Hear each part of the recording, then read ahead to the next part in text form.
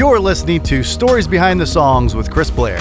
For more information, you can find us on Instagram and TikTok at SBTSongs or check us out at chrisblair.com. What's up, everybody? Welcome back. And this week, we've got my buddy Matt Warren on the podcast. You probably know him for some huge hits that he's written for Gary Allan. Every Storm Runs Out of Rain, Learning How to Bend, and many more. He's been on Gary Allan records for years and years and years. We go way back. I think we met in St. Augustine. The guy has got such a great heart. He's going to talk about the stories behind those songs and also some songs that he's written in the pop world where he was nominated for a Grammy. Let's get into it. Here is my buddy Matt Warren.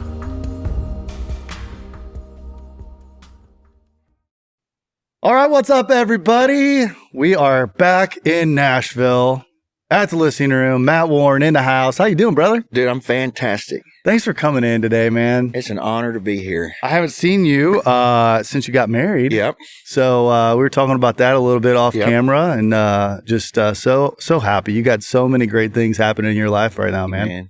Yeah. It's been a real blessing. Yeah. Well, let's dive into some stories behind the songs. You are a unicorn in the sense of what people say in Nashville, because you can talk to pretty much anybody in Nashville. Nobody's from here except for a handful of people, and you are one of them. Yes. So walk me through, like, what was it like growing up in Music City? Did you know that this is what you wanted to do? No, not at all. I mean, so Goulitsville, Hendersonville, Gallatin is kind of like where I came up, but we always came to town. You know, I was born here and whatnot, but I loved to sing. And still to this day, I mean, I often say if I could make a living being in a Motown cover band, I might do that. Yeah. Know? But I didn't know that I wanted to write songs for a living until I had a cover band in the spring of 1996. We got signed to a company called Crescent Moon Talent. We played a field party in Gallatin. And a guy named Bruce Binkley was there. He's like, man, you guys are great. I'd love to sign you to a deal and put you in frat houses all across the SEC. And so we kind of fudged a little bit. He asked us if we had 3 hours of material, you know, to cover a party length. Yeah. And we only had about 5 songs, but we wrote down a fake set list of songs we knew we wanted to learn. And I really got the bug for doing music, being in that cover band, piling up in a Chevy van with a U-Haul and hitting the road. I mean, I just thought that was incredible to get paid $1,000 split between 6 guys, free pizza, free beer at a frat party. I mean, yeah, you know, it was that was it. Yeah. And then when the band broke up, I realized pretty soon that I was not going to be able to entice great musicians to play in a band, because my goal was to be a rock star. I wanted to be Chris Robinson from the Black Crowes. I mean, that was my thing. And I thought, well, if I'm going to do this, I got to have great musicians, but I didn't have any of my own songs.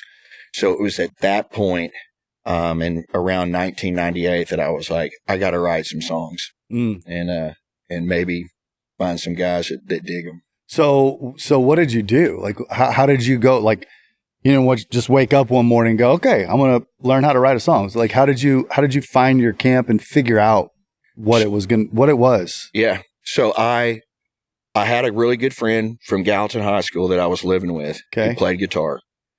I taught myself how to write songs there was a Willie Nelson record called Teatro, and all the songs on there, I kind of got the song book and saw that it was E, A, rip those chords, and I would just change the rhythm, and I would change a melody and just sing about whatever, you know, at the time, the things that were on my heart were God, girls, and my parents' divorce. So I was like, those were 3 things that really meant a lot to me. So I would just write about that.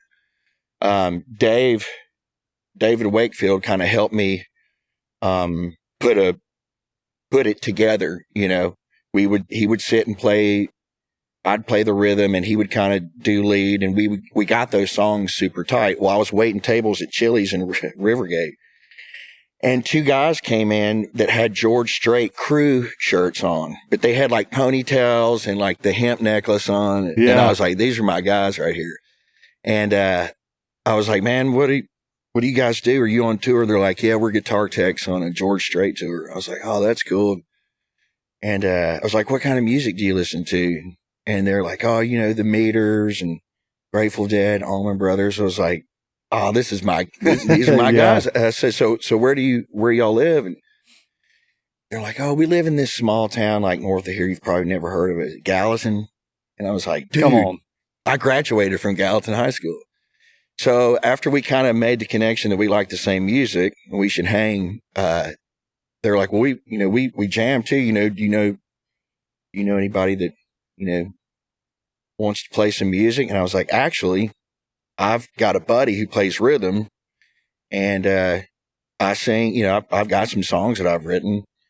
And so we went up to their house one afternoon and basically learned these songs the first 10 songs that I had written. Yeah. And they were awesome. I mean, the guy's name, Mark Robinson, he was the bass player. And then Ryan Bullington, who's still out touring and was an incredible guitar player. And then my buddy Matt Heasley, who's currently in John Party's band, he lived there with them. And all of a sudden we had a band, and we recorded the first 10 songs that we had written. And the girl that I was dating at the time, her dad believed in me because I had been staying up late at her house, and when she'd go to bed, her dad and I would jam, and he had a little money. And he said, what do you need? I believe in you. Like, how can we get you out there? And I was like, I don't know. And this would have been like 1999. Okay. So I was like, I think I need a CD. Yeah. I got to have a CD. Yeah. And so he bought this old cabin in Hendersonville up on the lake, kind of back where Bell Cove Club is or was, where Bill Monroe used to play every Sunday. Yeah. And the drummer in our band was my buddy from high school, Matt Johnson, who had already won awards as an engineer on a couple of Travis Tritt records. And so he knew the gear to buy. So we gutted that log cabin, put up recordings, gear, and we basically made a record in there. Wow. And my buddy worked at a radio station here in town. He wanted to manage us. He gets us on the Allman Brothers gig out at Starwood, the old Starwood. Yeah. And that first record that I made, actually, the guy, David Wakefield, the rhythm guitar player, was working at a gas station in Gallatin on the lake. And Mark and Rick Hall from Fane and Muscle Shoals came in off the lake because Mark was living up there. And they heard the CD, and they're like, who is this? And he's like, this is my band. He said, who's singing? That's Matt Warren. Well, who's writing this stuff? It's like, well, he and I, we wrote these songs. And so they got my number off of the CD sleeve because they took it. They said, can we take this CD home and listen to it and bring it back? It's like, sure. Wow. And so they give me a call and asked me to come down to Music Row and talk about a publishing deal. And I'm a grown man at that. I'm 24 years old. I had no idea what a publishing deal was. Yeah. I didn't know that there were songwriters that made. Really? Okay. Yeah, but the first songwriter that I'd ever met I also was selling T-shirts for Gary Allan in 2000, the summer of 2000. And a guy named Odie Blackman, who now teaches at MTSU, hit songwriter. He came out one weekend. Gary told us all, he said, hey, keep one bunk clean. I've got a buddy that's a songwriter is going to come out. And I was like, what do you mean a songwriter? He's like, well, he's written some of the songs I recorded. So when Odie came out, I started picking his brain. I was like, what do you mean you're a songwriter? Like, that's your profession? Yeah. He said, yeah. And I was kind of baffled that you get paid to be a songwriter. Cause I grew up listening to rock and roll and Bob Dylan and Aretha Franklin, Ray Charles. I mean, everybody that I loved, they wrote their songs. So I had no idea that a songwriter was a profession. Yeah, man. So, and I gotta dive into the Gary thing a little bit more because you guys ended up just becoming great friends, and that will lead us into several songs that you've written for him that I want to talk about. But before that, talk about how he fired you. Well, yeah. So I was out. This was the Smoke Rings in the Dark tour, summer of 2000.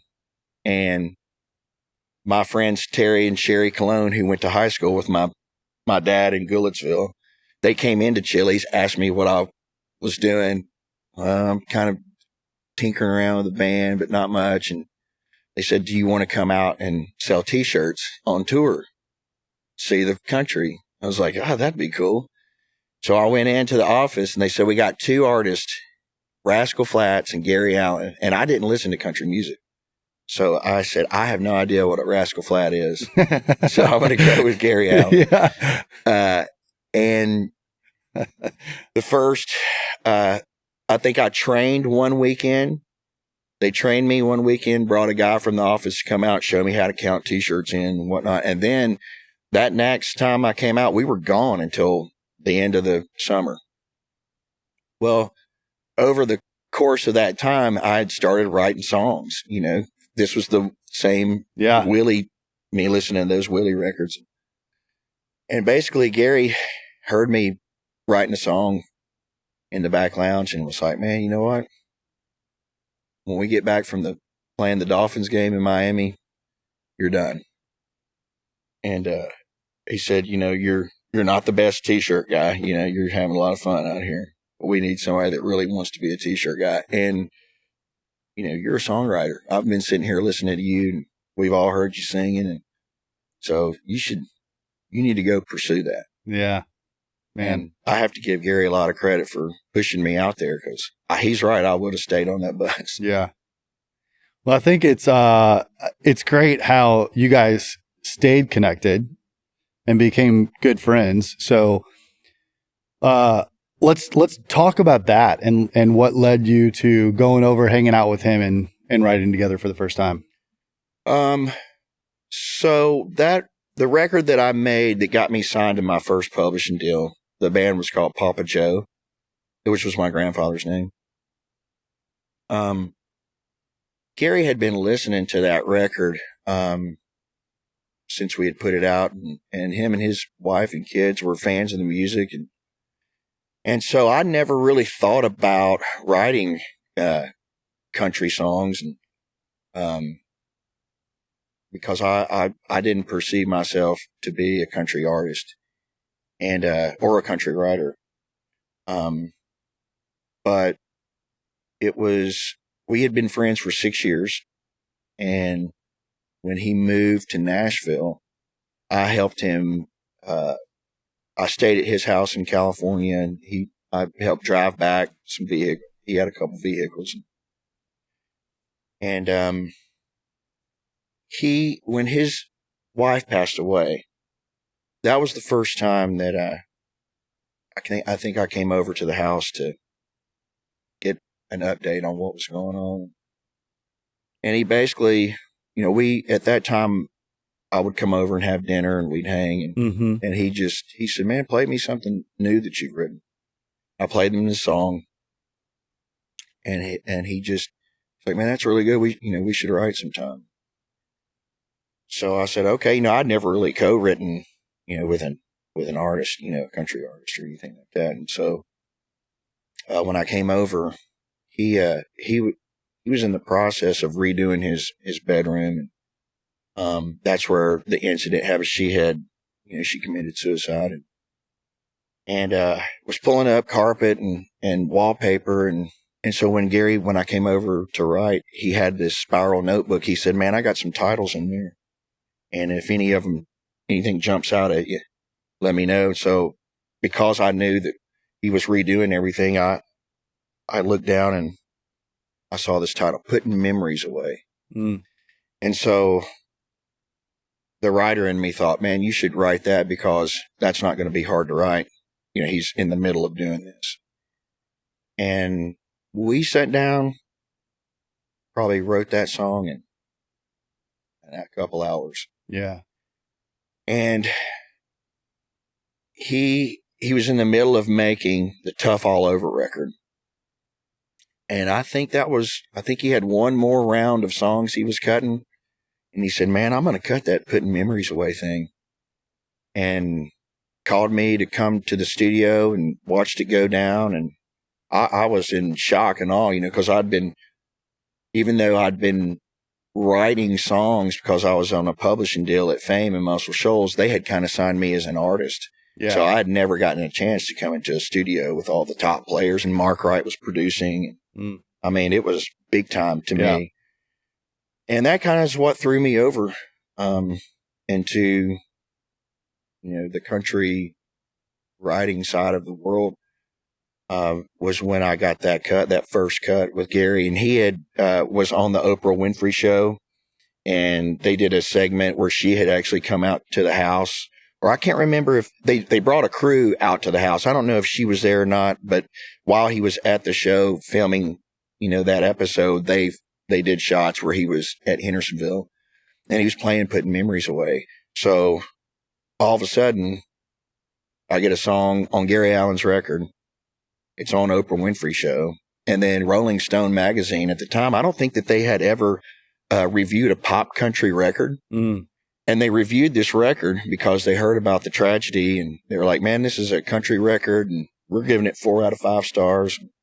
It's really, really good. And they said the Star Trek Award goes to the song Putting Memories Away. It's the new Grand Tour by George Jones. This song will rip your heart out.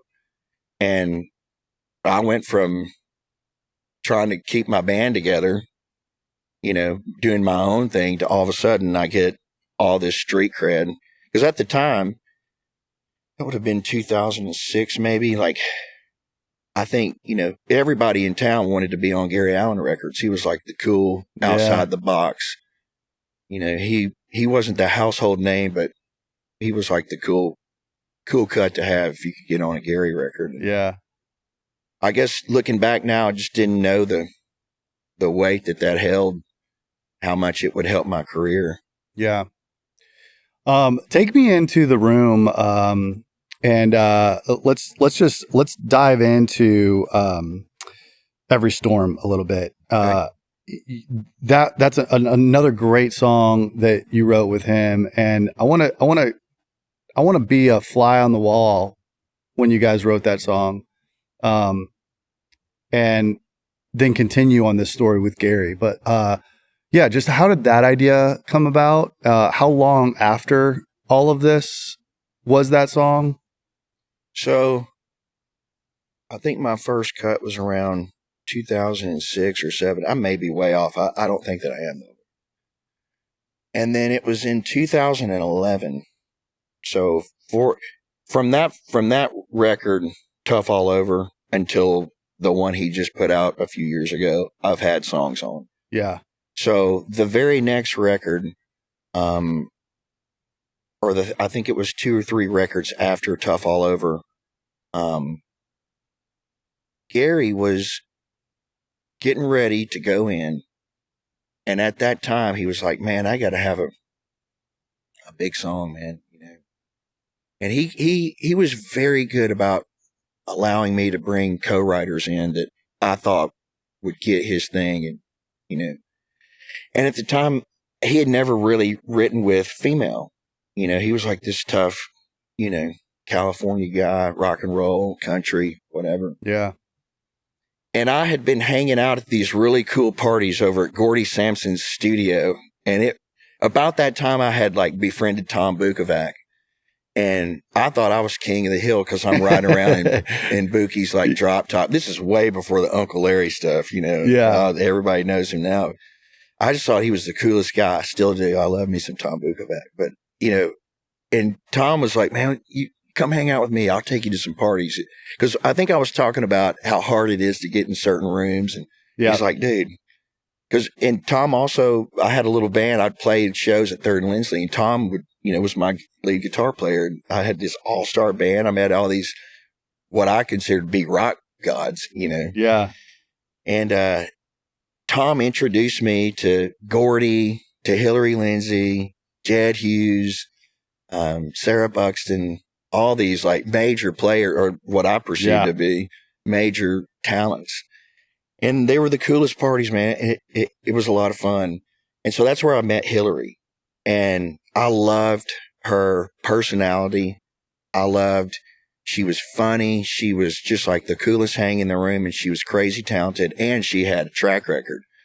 So I went out on a limb, I was like, dude, Hillary Lindsey's had a lot of success, and me and her really vibe. And I've really been wanting to like write with her, but I didn't want to ask her unless I had, a carrot to dangle, because I know that she's highly sought after. And I was like, can I bring her in on a co-write? He's like, man, I guess, but if this doesn't work, it's on you. And so I brought her out. And at this time I'd had Putting Memories Away. I actually had a single called Learning How to Bend that was a top 10 hit. Great song. Yep. This is a whole nother issue, but a huge part of my story. I was in a major drug and alcohol addiction at that time. Yep. And kind of crashed and burned. And I was mowing grass with my buddy from high school in Galveston. And he let me off work one day, and I was like, hey, I'm going to take Hillary up to Gary's. And he's like, all right. So we go to Gary's, and we write this song called One More Time. It was Hillary's idea. She kind of came in, and Gary's like, wow, like that was a really good write, And I was like, man, I love the song. And he ended up cutting One More Time. And so we started to book days again after that. And so we came up about a month later, and I had been out weed eating because I was still in the process of, I was in between deals, and was griping and moaning about having to do that kind of labor after for 5 or 6 years I've been living the rock star songwriting life, staying up late. Yeah. Well, now I'm getting up at 5 a.m, hungover, feeling like heck. Yeah. And having to go to Mount Juliet. And so I'm on this weed eater, hit this rock while I'm weed eating. That little piece of it bounces off, hits me in the head. Just enough to really tick you off, And I just started having this conversation with myself, and griping and moaning and complaining. And I really felt like the Holy Spirit spoke to me and was like, you're going to have to get yourself out of this situation, because you got yourself here. Mm. You made all the decisions that got you here. So pick yourself up. Yeah. Every storm runs out of rain. There's this thought. I don't know if I'd seen that title or I'd heard it somewhere or what, but I had this thought. Every storm runs out of rain. And I was like, man, you ought to put that down on your notepad and your phone. So I typed it in there, still in there, May 11th, 2011. And so I asked Matt if I could get off work from mowing, if I could go back out to Gary's. Well, I guess, if you got to. And we go out there, and we had written a couple songs that day. And I had introduced this title, I think, in one of our previous writes, and we tried to write it like an old R&B. That Hillary and I kind of connect. We have like this, yeah, we love that kind of stuff. And it just didn't feel right. So we kind of threw that title away. And then we came back. We had written 2 songs and that afternoon or that morning, and Gary was making us some coffee to go home, because Hillary and I had rode together to the right. And she sat down at his piano and was like playing these chords. And it's super moody. And I was like, man, that's really cool. What is that? And she said, well, I'm just jamming. And I said, that might be cool for that Every Storm Runs Out of Rain idea. And she just started humming the melody to the chorus. Mm. And I was like, man, that's really good. We kind of start, Gary comes around the corner. He's like, what is this? We're like, dude, what if this was Every Storm Runs Out of Rain idea? And we literally sat down and wrote that song in like an hour on the way out of the door. Wow. And, if I recall this right, I don't even think he was it was the last batch. He had cut a bunch of songs for that record. Yep. Mark Wright had got to pick the ones he wanted to cut, and Jay Joyce got to pick pick the ones he wanted to cut, what they thought were hits. And they didn't pick Every Storm Runs Out of Rain. And so Gary said, I'm going to cut 4 more. And I said, well, are you going to cut Every Storm Runs Out of Rain? He's like, yeah, I think I'll cut it. That'll be the last one I cut, but I'm going to produce these.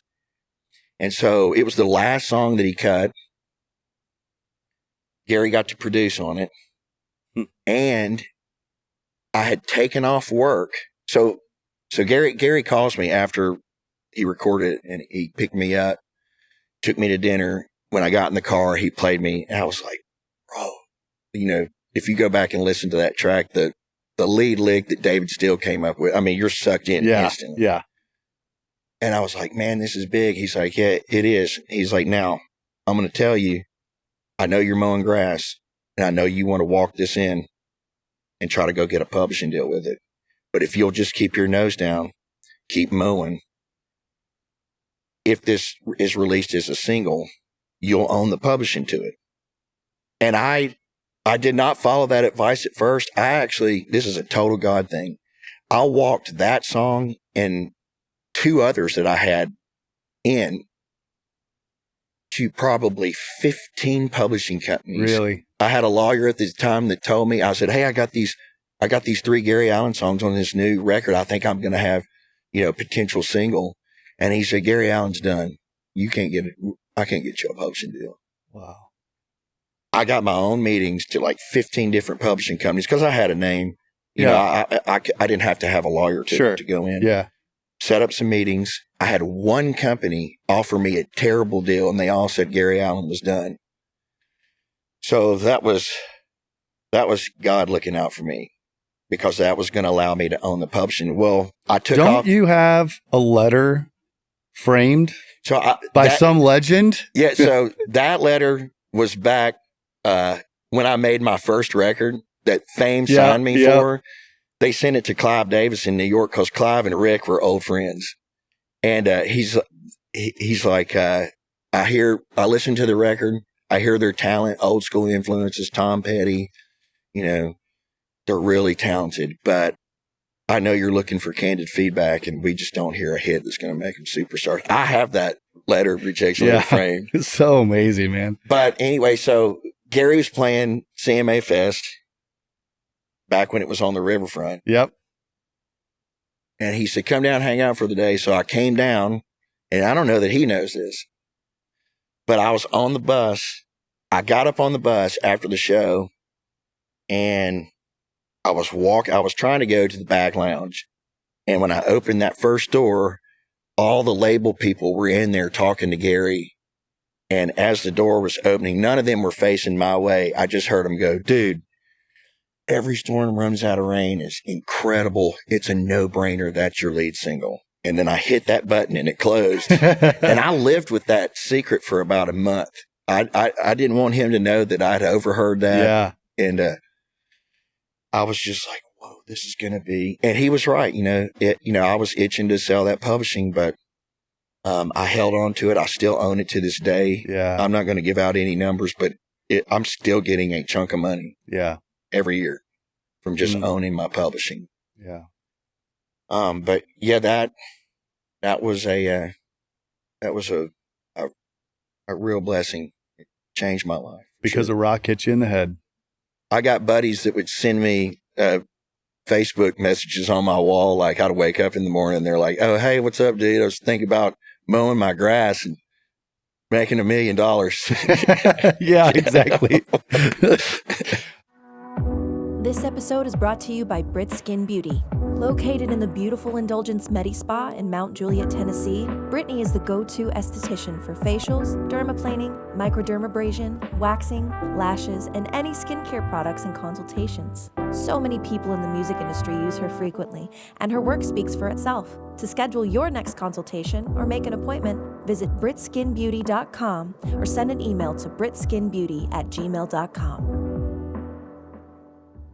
Oh man, yeah, it's such a great song, and nominated for ACM Song of the Year. I know, like, as it was climbing, you were just getting flooded with people reaching out to you.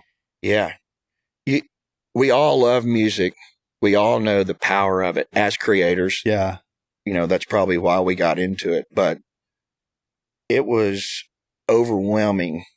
All the people that people that had researched that I was a co-writer on that would send me messages and say, hey, I know you don't know me, but my mom's going through cancer, or my father died, and this song got me through a lot. And I mean, I could name 100 songs that's gotten me through stuff, but and I know the power of it, but until it's yours, you just don't know, how powerful music really is. Yeah. It's still humbling to this day. I mean, I'm still playing that song. I mean, I'm playing that. It's usually my last song when I play here at the listening room. Yeah. I still have people come up to me with tears in their eyes 12 years later. Yeah. That are like, man. And you released a version of it with you singing it too. Yep. It's just, I think that's another big piece is like, you're not only a fantastic songwriter, but man, your voice is just like, oh my gosh. I mean, it's just so good. Thank you. And, you can feel that emotion anytime you perform anything, but, it's just, love it, dude. It has been one of those life-changing songs for sure. Yeah. All right, let's hear a little bit of it. All right.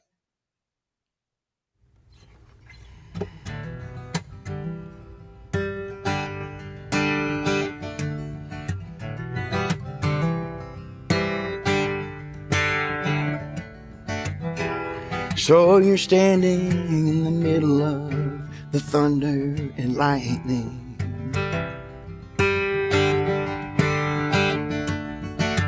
I know you're feeling like you just can't win, but you're trying.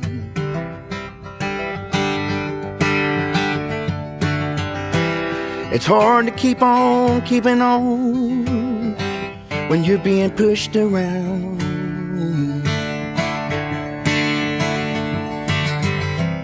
Don't even know which way is up. You just keep spinning down, round, down. Every storm runs and runs out of rain, just like every dark night turns into day. Every heartache, Lord, it'll fade away. Yeah, every storm runs, it runs out of rain.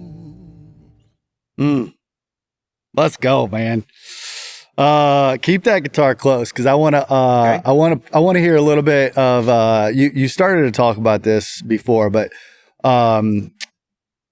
take us into the room again, and let's keep on the Gary train a little bit. How did you come up with the idea of learning to bend? Just like learning to like be a lover and a friend, and like there's some of the lines in there are just so good. And it's a simple concept, really. Yeah. But you guys said it in just such a different way. Yeah. So what take us into that story, man. My co-writers on that is the great James LeBlanc and Gary. I have the utmost respect for James. He's one of the most talented individuals I've ever met. But James tunes to Dadgat. I can barely play this thing, just enough to get around. But James tunes to Dadgat, and he came in that day, and I think it was his title. And I think both him and Gary and I, at that time in our life, we all three were just struggling to be able to go with the flow. It's like, man, I'm so rigid when it comes to love life and dating. And it's like, man, if I could just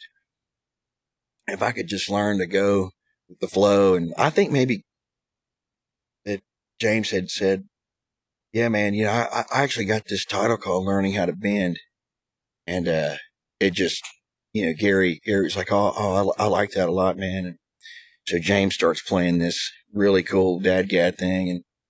And, I was just playing the original work tape in a co-write the other day with Davis Corley and Trey Lewis. Really? Trey's a big Gary fan. I said, man, I've got original work tape. It's a little slower than the record because might have been a little red wine flowing that night. Yeah. But that was that song, and just came out of nowhere, really. And I had never had a single before, and that was my first single. And I got to come and hang out and be in the video, and that was a great experience. But that song, I still play that in my set, and I've got people that one tears people to pieces. I don't know why. You know, it's a lot of times I'll preface that song. I'll say, this song has nothing to do with getting sober, but for some reason, every time I play it, especially after I got sober, that song just means something to me a little different now. And it must connect with people still because they love to hear it. Yeah. And it's still in my set list and one of my better ones. Yeah. How long did it take to write that one? Gosh, not long. I mean, I think that's it with songwriting, man. Like, I'm not saying that great songs, there's not a great song that's out there that people didn't work on. Sure. But 9 times out of 10 for me, if you've got a great idea and something's on your heart, man, it just comes out. Yeah. It's those days where you're going in to just like work the muscle and you're like, anybody got a title? And you're like, well, let me look through these old ones. And you find this old title, you don't know what it was really coming from, but you're all professional songwriters and you can get in there and you can write a song about, whatever. Yeah.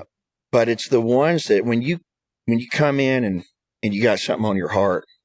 And I think that's why, I know that's why Gary loved writing with me for so long, was because he would text me and he'd say, hey, how's your love life? And I'm like, terrible. Why? He's like, get over here. That was like the sign that it's go time. Yeah. Because when I was a mess, I could really pour that out. And James was a mess too. We were all in our own, Gary just going through this loss of life. And I think great art, most of the time, comes from tragedy. I wouldn't say that's a general statement. Yeah. I mean, there's a lot of great art that comes from whatever, but a lot of great art comes from tragedy. Yeah. And that was one of those ones too. Yeah. I think that's so right. And I mean, those moments that we go through as writers, everyone, those songs that do come out quick like that, those emotions that hit the paper, so many people can relate to that. Big time. So, yeah, man, it's just appreciate what you do, man. And just, being able to share those lyrics with the world, and thank you, how many people I'm sure that's comforted. Yeah. Yeah. And it's so weird because you get so inside when you do this professionally, you don't ever really, I hate to say this, but you don't ever feel like you've really done a great job until you get that mass approval. And what mass approval equals to me is like a cut. Yeah. When a group of people go, this song is good enough to be on this record. And that's unfortunate because some of my best songs have never seen the light of day. But it's just like, it's so hard to do what we do. And I just wrote a song last week with Oscar Charles and Rustin Kelly. And I mean, I wept. And it was because it was something that was like, we had just got through talking about some major changes, Rustin's life. And it was so powerful that I was like, dude, what about this? And I mean, I was like baby crying. Yeah. But it was awesome. And I remember I sent it to my publisher and I was like, I don't care if this song ever gets cut. Like, I needed this today. Yeah. Yeah. I love it. Well, can we hear a little bit of that one? Sure. I wish I knew how to play dadgad. Yeah. Me too. Right?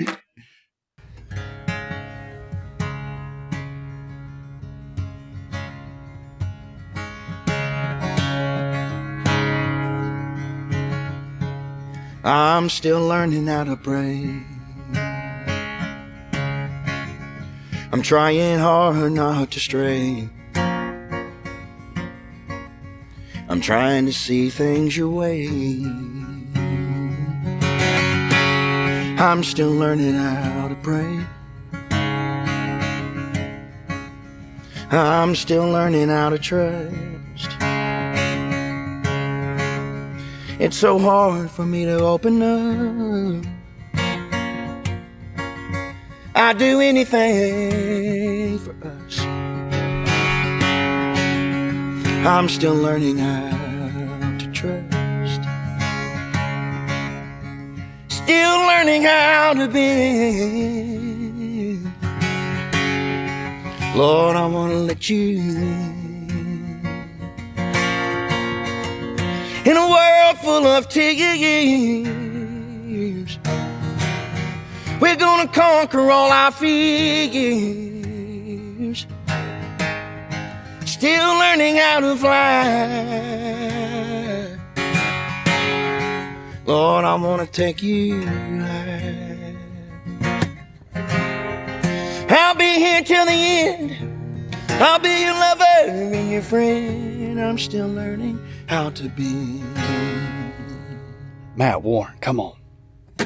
Dude, I've heard you sing that song well over 100 times. Easy.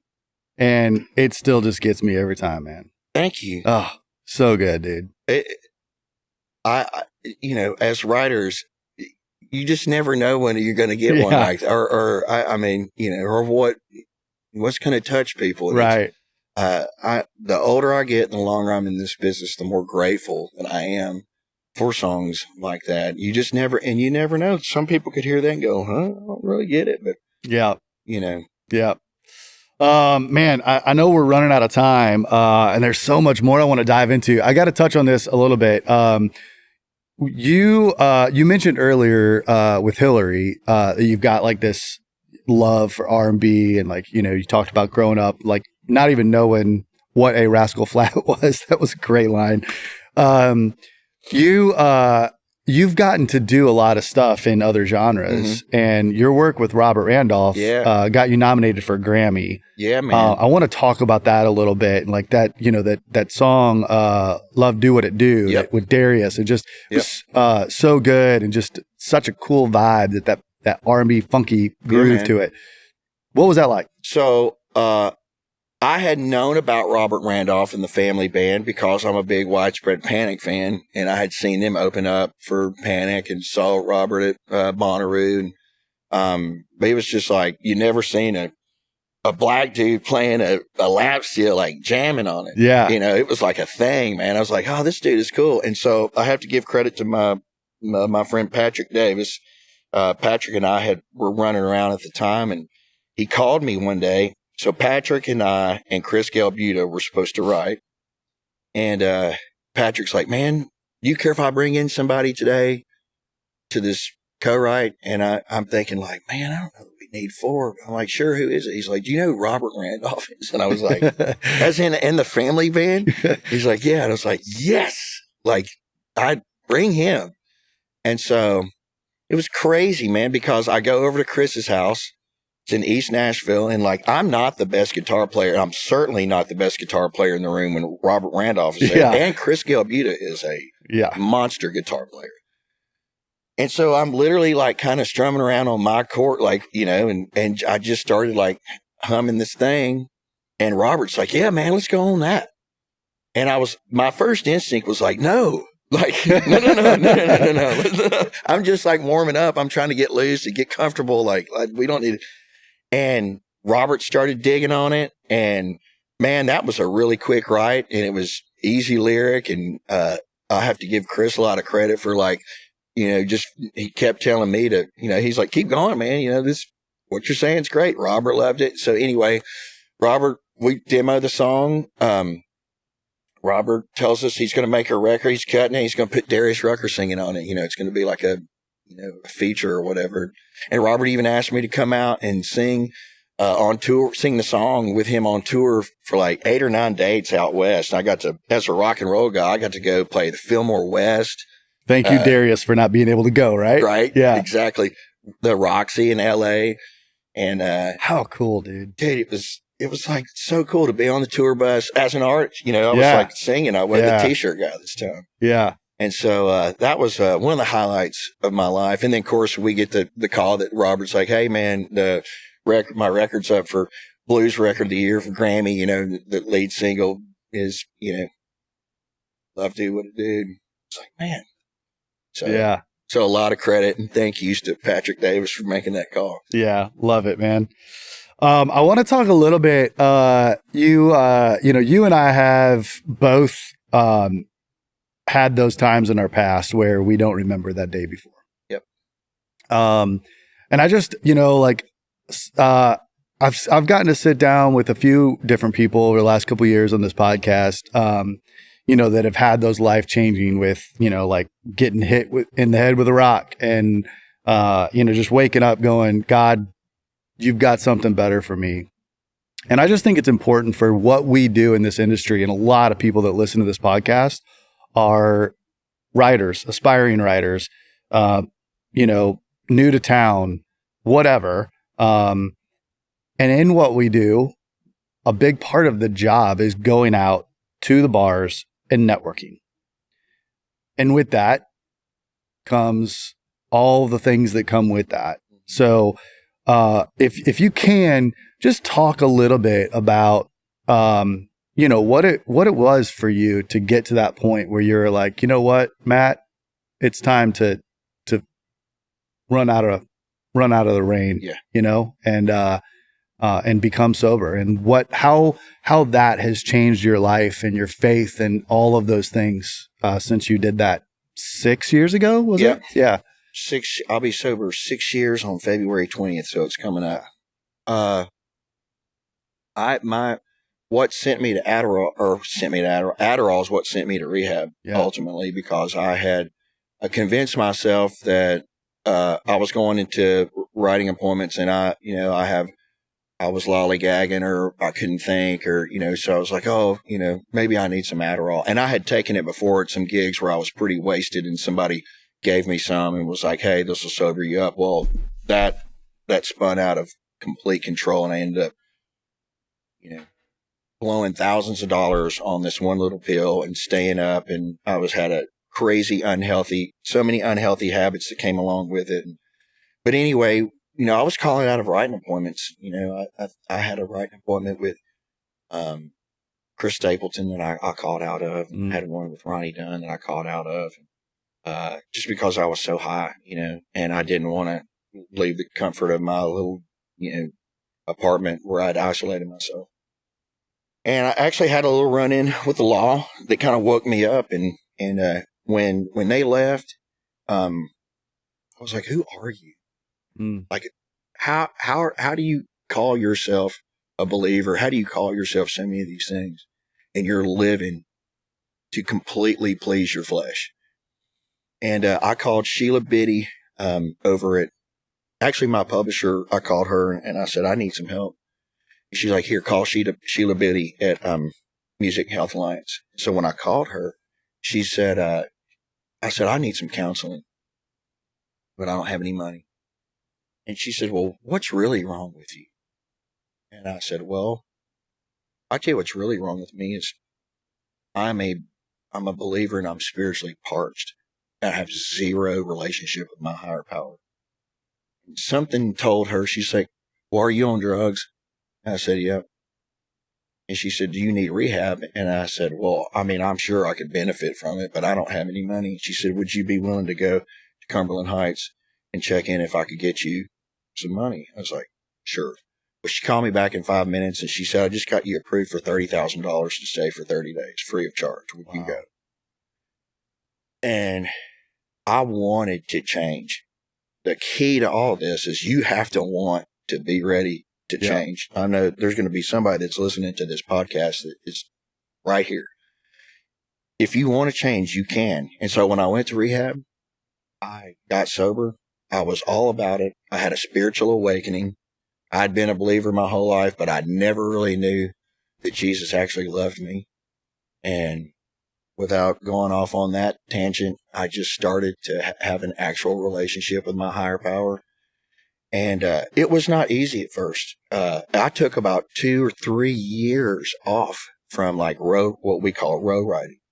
I did make a record. I had a band called Goodfoot, with Oscar Charles, Matt Nolan, Luke Nias, my friend Jeremy McCoy. We made a record. 3 Christian labels reached out to us. We went and had meetings and had some things that didn't work out. But so I was making music, and made probably the best record I've ever made. But I was not row riding, and it took me a while to figure out what I wanted to do. But I had lied to myself thinking that I needed all this other stuff to make me creative or whatever. And the truth is I'm just so more creative and so much more productive. My voice sounds 10 times better, not smoking cigs, not smoking pot every day, because that was a daily regimen. I was just healthy. I had never been healthy. I'd never created music from a healthy spot. And my productivity now is, through the roof compared to what it was. Yeah. I had myself completely snowed thinking that, oh yeah, I'm a creative artist. And, when I get the bug, when I'm inspired, that's when I write. And that is that's the best way to write. Honestly, if you can work at NES or the Ford plant and just write songs at home, I think that's great. Because you're really writing from the heart. Yeah. Not that you're not when you're a row rider, but it changed everything for me, man. I got more gigs.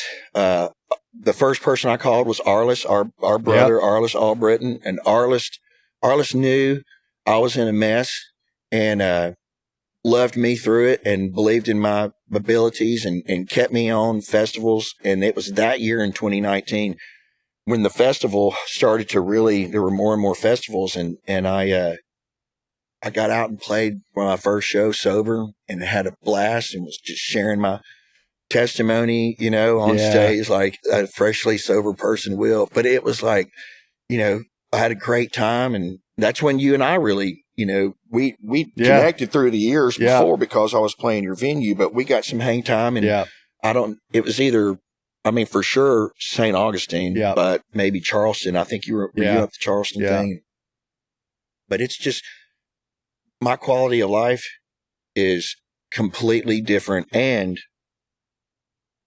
publishers, record execs, artists, other writers take me way more seriously now because my old reputation was really good guy, really talented, but we're not sure if he's going to show up or not. Yeah. And now that's not me anymore. And people know that they can count on me. And 90% of this business is what you're wearing a hat. It's just showing up. And when you're a mess and you're on drugs and alcohol, sometimes you don't show up. A lot of times you don't show up. Sometimes you'll be there, but you're not showing up. Yeah. And so it has just, I'm so grateful. Just the peace that I have. I've never had this kind of peace before. And I'm good with, if I'm not supposed to be writing songs, I know that my higher power will shut every door, because, which is my prayer often. If I'm too dumb to get out of this, if I'm not supposed to be doing this, send me to Walmart or wherever. And doors just keep opening up, and I keep on going. And this will be my 2025. This October will be my 24th year as a professional songwriter. Yeah. And I'm still going. Dude, I'm still here. Yeah. You are absolutely crushing it. I love your stories. I love your heart, man. You just everything about you. So I wish we had 5 hours to sit here and chat because there's so much to dive into. But thanks again for being here. I always end it with this question. Okay. So for everybody out there listening, if you can go back to 10 minutes from here to Gallatin, to 8-year-old Matt, what advice would you give yourself today? Musically or just life? Anything. Yeah. Be yourself and work hard. Don't let the world sway you. Don't get caught up in pleasing other people. Be who you are and never put blinders on. because at the end of the day, you're the one that has to go and lay in that bed at night. And if you've done what you want to do and you've worked hard, that's all you can ask for. Yeah. My favorite Bob Dylan quote is, if you wake up in the morning and go to bed in the evening and in between do what you want to do, you are a success. So just work hard and be you. Don't try to be somebody else. So good, man. Thanks again, brother. Dude, thank you, Chris. Been a blast. And thank you, everybody out there, for listening. Make sure you check out the liner notes in this episode. We will put links to Matt's songs and his socials and all of that, so you can follow him. And as always, thanks for listening, and we will see you next time. Thank you for listening to another episode of Stories Behind the Songs with Chris Blair. Make sure to give us a follow on Spotify if you enjoyed this episode, and make sure you click that notification button so you can keep notified when new episodes come out. We release brand new episodes every Tuesday, and you can find us on YouTube at Stories Behind the Songs with Chris Blair, or anywhere you listen to podcasts. Don't forget to send us a comment letting us know what you thought of the episodes. We love getting your feedback, and share this with your friends. The more we grow, the more that we can keep doing this. It's our mission to bring you all of these great stories behind the songs from some of Nashville's most iconic artists and songwriters, publishers, producers, everyone in between, and a lot of my great friends. We love what we do, and we love sharing their stories with you. We appreciate all of the continued support. Thanks also to all of our sponsors, and we will see you all next week.